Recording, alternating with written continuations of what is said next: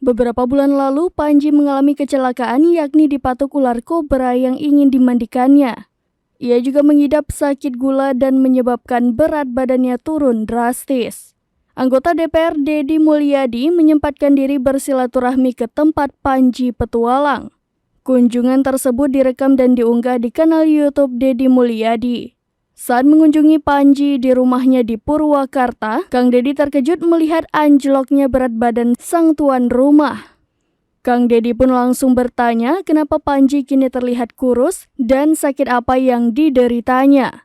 Padahal beberapa bulan lalu saat mereka bertemu, Panji masih terlihat bugar.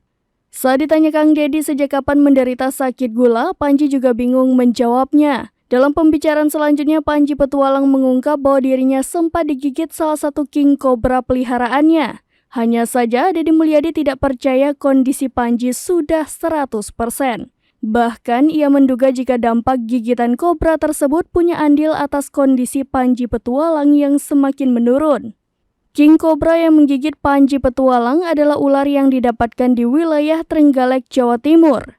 Dikutip dari Tribun Tangerang, peristiwa itu terjadi ketika Panji petualang hendak memandikan hewan berbisa tersebut.